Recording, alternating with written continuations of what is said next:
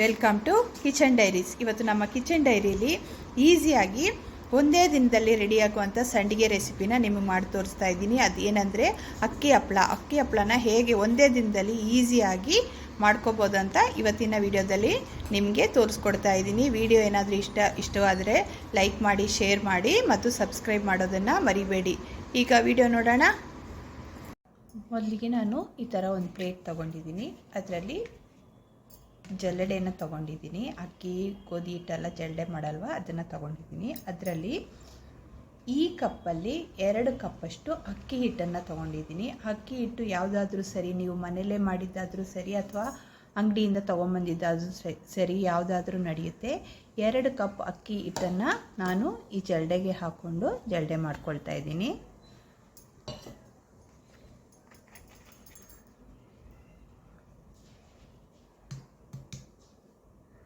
ನೀಟಾಗಿ ಜಲ್ಲಡೆ ಮಾಡ್ಕೊಂಡಿದ್ದೀನಿ. ಈಗ ಇದು ಸೈಡಲ್ಲಿರಲಿ ಹಾಗೆಯೇ. ಈಗ ನಾನು ದಪ್ಪ ತಳ ಇರೋ ಒಂದು ಕಡಾಯಿನ ತೊಗೊಂಡಿದ್ದೀನಿ. ಕಡಾಯಿ ಆದರೂ ತಗೋಬೋದು ಅಥವಾ ಪಾತ್ರೆ ಆದರೂ ತಗೋಬೋದು, ನಿಮ್ಗೆ ಯಾವುದು ಕನ್ವೀನಿಯೆಂಟೋ ಅದನ್ನು ತಗೋಬೋದು. ಇದಕ್ಕೆ ನಾನು ಈ ಕಪ್ಪಲ್ಲಿ 2 ಕಪ್ಪಷ್ಟು ಅಕ್ಕಿ ಹಿಟ್ಟು ತೊಗೊಂಡಿದ್ನಲ್ಲ, ಇದೇ ಕಪ್ಪಲ್ಲಿ 4 ಕಪ್ಪಷ್ಟು ನೀರನ್ನು ಇದಕ್ಕೆ ಆ್ಯಡ್ ಮಾಡ್ಕೊಳ್ಳೋಣ.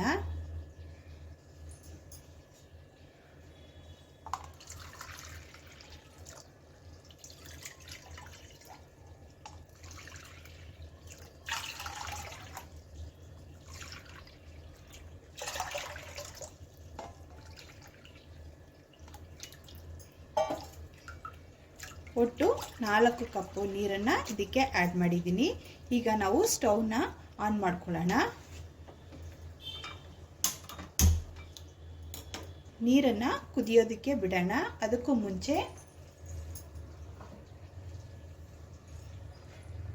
ಇದಕ್ಕೆ ನಾನು ಅರ್ಧ ಸ್ಪೂನಷ್ಟು ಸಾಲ್ಟನ್ನು ಹಾಕ್ಕೊಳ್ತಾ ಇದ್ದೀನಿ, ಉಪ್ಪು ಹಾಕ್ಕೊಳ್ತಾ ಇದ್ದೀನಿ. ಸ್ವಲ್ಪ ಅರ್ಧ ಸ್ಪೂನಷ್ಟು ಹಾಕ್ಕೊಂಡ್ರೆ ಸಾಕು. ಹಾಗೆಯೇ 1 ಸ್ಪೂನಷ್ಟು ಜೀರಿಗೆನ ಹಾಕ್ಕೊಳ್ತಾ ಇದ್ದೀನಿ. ಈಗ ನಾನು ಇಲ್ಲಿ ಸ್ವಲ್ಪ ಚಿಲ್ಲಿ ಫ್ಲೇಕ್ಸ್ನ ಹಾಕ್ಕೊಳ್ತಾ ಇದ್ದೀನಿ. ಇಲ್ಲಿ ನೀವು ಚಿಲ್ಲಿ ಫ್ಲೇಕ್ಸ್ ಬದಲು ಕರಿಮೆಣಸು ಇರುತ್ತಲ್ಲ, ಕಾಳು ಮೆಣಸನ್ನ, ಅದನ್ನು ತರಿತರಿಯಾಗಿ ಗ್ರೈಂಡ್ ಮಾಡಿ ಸೇರಿಸ್ಕೋಬೋದು. ಅಥವಾ ಹಸಿಮೆಣಸಿನ್ಕಾಯಿನ ಸ್ವಲ್ಪ ತರಿತರಿಯಾಗಿ ಗ್ರೈಂಡ್ ಮಾಡ್ಕೊಂಡು ಹಾಗೂ ಸೇರಿಸ್ಕೋಬೋದು. ನಿಮಗೆ ಯಾವ ಫ್ಲೇವರು ಇಷ್ಟ ಆಗುತ್ತೋ ಅದಕ್ಕೆ ತಕ್ಕಂಗೆ ನೀವು ಇಂಗ್ರೀಡಿಯೆಂಟ್ಸ್ನ ಆ್ಯಡ್ ಮಾಡ್ಕೋಬೋದು. ಈಗ ನಾನು ಸ್ವಲ್ಪ ಚಿಲ್ಲಿ ಫ್ಲೇಕ್ಸ್ನ ಹಾಕ್ಕೊಳ್ತಾ ಇದ್ದೀನಿ. ಇದು ಖಾರಕ್ಕೆ ತಕ್ಕಂಗೆ ನೋಡ್ಕೊಂಡು ಹಾಕ್ಕೊಳ್ಳಿ. ಈಗ ನೀರನ್ನು ಕುದಿಯೋದಕ್ಕೆ ಬಿಡೋಣ. ಈಗ ನೋಡಿ, ನೀರು ಕುದಿಯೋದಕ್ಕೆ ಸ್ಟಾರ್ಟ್ ಆಗಿದೆ. ಈ ಟೈಮಲ್ಲಿ ನಾನು 1/4 ಸ್ಪೂನಷ್ಟು ಅಡುಗೆ ಸೋಡಾನ ಹಾಕ್ಕೊಳ್ತಾ ಇದ್ದೀನಿ. ಇಷ್ಟು ಹಾಕೊಂಡ್ಮೇಲೆ ನೋಡಿ, ಈಗ ನಾನು ಹಿಟ್ಟನ್ನು ಸ್ವಲ್ಪ ಈ ನೀರಿಗೆ ಸೇರಿಸ್ಕೊಳ್ತಾ ಇದ್ದೀನಿ. ಅದಕ್ಕೂ ಮುಂಚೆ ಸ್ಟವ್ ಫ್ಲೇಮ್ನ ಸಿಮ್ ಮಾಡ್ಕೋಬೇಕಾಗತ್ತೆ.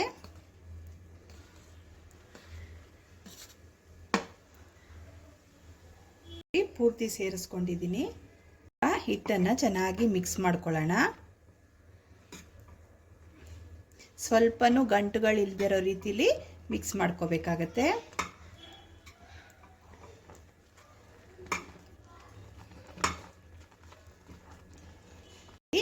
ಚೆನ್ನಾಗಿ ಮಿಕ್ಸ್ ಮಾಡ್ಕೊಂಡಿದ್ದೀನಿ.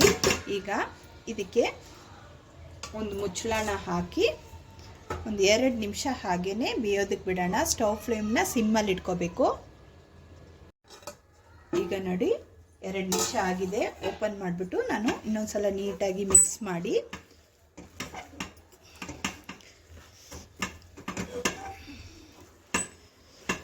ಸ್ಟವ್ ಫ್ಲೇಮ್ನ ಆಫ್ ಮಾಡಿ ಇದನ್ನು ಸ್ವಲ್ಪ 2ರಿಂದ 3 ನಿಮಿಷ ಹಾಗೆಯೇ ಕ್ಲೋಸ್ ಮಾಡಿ ಇಡೋಣ. 2ರಿಂದ 3 ನಿಮಿಷ ಆಗಿದೆ. ಓಪನ್ ಮಾಡಿ ನೋಡೋಣ. ಈಗ ಹಿಟ್ಟನ್ನು ಚೆನ್ನಾಗಿ ಒಂದು ಸಲ ಮಿಕ್ಸ್ ಮಾಡ್ಕೊಳ್ಳೋಣ. ಈ ಪ್ರೋಸೆಸ್ನ ಬಿಸಿ ಇರುವಾಗಲೇ ಮಾಡ್ಕೋಬೇಕು. ಚೆನ್ನಾಗಿ ಸ್ವಲ್ಪನೂ ಗಂಟುಗಳಿಲ್ದಿರೋ ರೀತಿಲಿ ಮಾಡ್ಕೋಬೇಕಾಗತ್ತೆ. ನೋಡಿ, ಚೆನ್ನಾಗಿ ಮಿಕ್ಸ್ ಮಾಡ್ಕೊಂಡಿದ್ದೀನಿ. ಈಗ ಕೈನ ನೀರಿಗದ್ದಿ ನೋಡಿ, ಇದರಲ್ಲಿ ಮೇಲಿರೋದನ್ನೆಲ್ಲ ನೀಟಾಗಿ ತೆಗೆದುಬಿಡಬೇಕು. ಈ ಸೌಟಿನ ಮೇಲಿರೋದನ್ನು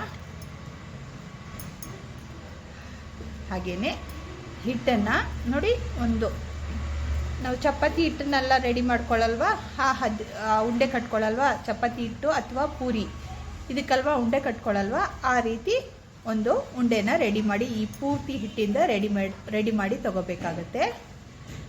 ನೋಡಿ ಎಲ್ಲನೂ ಹೀಗೆ ಉಂಡೆಗಳಾಗಿ ಮಾಡಿ ಇಟ್ಕೊಂಡಿದ್ದೀನಿ.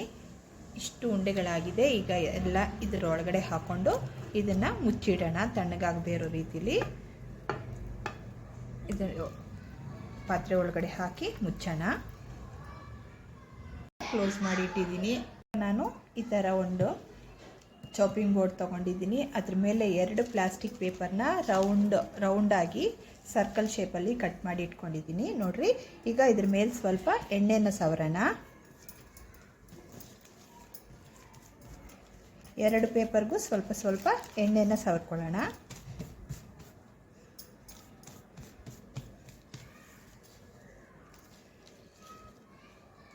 ನಾವು ರೆಡಿ ಮಾಡಿ ಇಟ್ಕೊಂಡಿದ್ದೀವಲ್ಲ, ಒಂದು ಉಂಡೆನ ತೆಗೆದು ಈ ಪ್ಲಾಸ್ಟಿಕ್ ಶೀಟ್ ಮೇಲೆ ಹೀಗಿಟ್ಟು ಇನ್ನೊಂದನ್ನು ಹೀಗೆ ಕ್ಲೋಸ್ ಮಾಡೋಣ. ಕ್ಲೋಸ್ ಮಾಡಿ ನೋಡಿ, ನಾನು ಈ ಥರ ಅಗಲವಾಗಿರೋ ಒಂದು ಪಾತ್ರೆನ ತೊಗೊಂಡಿದ್ದೀನಿ. ಸ್ವಲ್ಪ ವೆಯ್ಟ್ ಆಗಿರೋ ಪಾತ್ರೆ, ಹಿಡ್ಕೊಳ್ಳೋ ಥರ ಇರಬೇಕು. ಅದನ್ನು ಹೀಗಿಟ್ಟು ನೋಡಿ, ಇಟ್ಟ ಮೇಲೆ ಜಸ್ಟ್ ಹೀಗೆ ಪ್ರೆಸ್ ಮಾಡೋಣ. ನೋಡಿ ಈ ಥರ ಬರುತ್ತೆ. ಈಗ ನೋಡಿ ಈ ಥರ ಬಂದಿದೆ. ಈಗ ಇದನ್ನು ನಾನು ಒಂದು ಬಿಳಿ ಪಂಚೆ ಮೇಲೆ ಹಾರಕ್ಕೆ ಹಾಕ್ಕೊಳ್ತೀನಿ. ಅಥವಾ ನಿಮಗೆ ಆ ಥರ ಮಾಡೋಕ್ಕಾಗಲಿಲ್ಲ ಅಂದಾಗ ನೋಡಿ, ಈ ಥರ ಇಟ್ಟು ನಾವು ಚಪಾತಿನ ಲಟ್ಟಿಸ್ಕೊಳ್ಳಲ್ವ, ಅದರಲ್ಲಿ ರೌಂಡಾಗಿ ಲಟ್ಟಿಸ್ಕೋಬೇಕಾಗತ್ತೆ. ತೆಳ್ಳಿಗೆ ಸ್ವಲ್ಪ ರೌಂಡಾಗಿ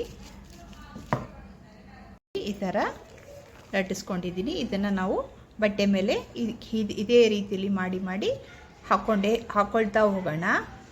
ನೋಡಿ ಎಲ್ಲನೂ ತಟ್ಟಿ ನಾನು ಒಂದು ಬಟ್ಟೆ ಮೇಲೆ ಹಾಕ್ಕೊಂಡಿದ್ದೀನಿ. ಇದು ಇವತ್ತಿಡೀ ಫ್ಯಾನ್ ಗಾಳಿಲಿ ಆರಲಿ. ನಾಳೆ ಸ್ವಲ್ಪ ಒಣಗಿದ ಮೇಲೆ ನಾನು ಒಂದು ತಟ್ಟೆಯಲ್ಲಿ ಇಟ್ಕೊಂಡು ಒಂದು ದಿನ ಬಿಸಿಲಲ್ಲಿ ಒಣಗಿಸ್ಕೋಬೇಕಾಗತ್ತೆ. ನಾನು ನಾಳೆ ತೋರಿಸ್ತೀನಿ ಹೇಗಾಗಿದೆ ಅಂತ.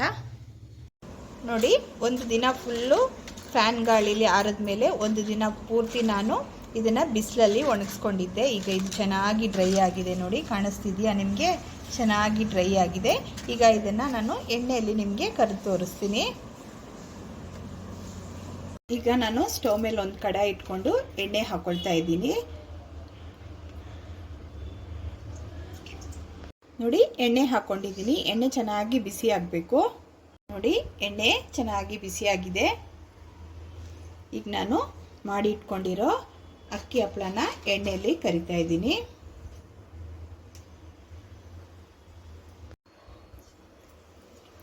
ನೋಡಿ, ಎಣ್ಣೆಯಲ್ಲಿ ಹಾಕಿ ಕರಿತಾ ಇದ್ದೀನಿ. ಎಷ್ಟು ಚೆನ್ನಾಗಿ ಅರಳ್ಕೊಳ್ತಾ ಇದೆ ನೋಡಿ. ನೋಡಿ ಎಷ್ಟು ಚೆನ್ನಾಗಿ ಆಗಿದೆ ನೋಡಿ. ನಾನು ಇನ್ನೊಂದನ್ನು ಮಾಡಿ ತೋರಿಸ್ತೀನಿ. ನೋಡಿ, ಇನ್ನೊಂದನ್ನು ಹಾಕಿ ತೋರಿಸ್ತಾ ಇದ್ದೀನಿ. ನೋಡಿ ಎಷ್ಟು ಚೆನ್ನಾಗಿ ಅರಳ್ಕೊಳ್ತಾ ಇದೆ ನೋಡಿ. ಎಷ್ಟು ಚೆನ್ನಾಗಾಗಿದೆ ನೋಡಿ. ಇದೇ ಥರ ಒಂದು 4-5 ಮಾಡಿ ಇಟ್ಕೊಳ್ತೀನಿ. ನೋಡಿ, ಹಪ್ಪಳನೆಲ್ಲ ಕರೆದು ತಟ್ಟೆಯಲ್ಲಿ ಜೋಡಿಸ್ಕೊಂಡಿದ್ದೀನಿ. ಎಷ್ಟು ಚೆನ್ನಾಗಿ ಬಂದಿದೆ ನೋಡಿ. ಗರಿ ಗರಿಯಾಗಿ ತುಂಬ ಈಸಿಯಾಗಿ ಮನೇಲಿ ನಾವು ಇದನ್ನು ಮಾಡ್ಕೋಬೋದು. ನೋಡಿ ಎಷ್ಟು ಚೆನ್ನಾಗಿ ಮಾಡ್ಕೊಂಡಿದ್ದೀವಿ ನೋಡಿ. ಬರೀ 2 ಕಪ್ಪು ಅಕ್ಕಿ ಹಿಟ್ಟು ಮತ್ತು ಚಿಲ್ಲಿ ಫ್ಲೇಕ್ಸ್, ಉಪ್ಪು ಇಷ್ಟೇ ನಾವು ಯೂಸ್ ಮಾಡಿರೋದು. ತುಂಬ ಚೆನ್ನಾಗಿ ಬಂದಿದೆ. ಇವತ್ತಿನ ರೆಸಿಪಿ ಏನಾದರೂ ನಿಮ್ಗೆ ಇಷ್ಟವಾದರೆ ಲೈಕ್ ಮಾಡಿ, ಶೇರ್ ಮಾಡಿ ಮತ್ತು ಸಬ್ಸ್ಕ್ರೈಬ್ ಮಾಡೋದನ್ನು ಮರಿಬೇಡಿ.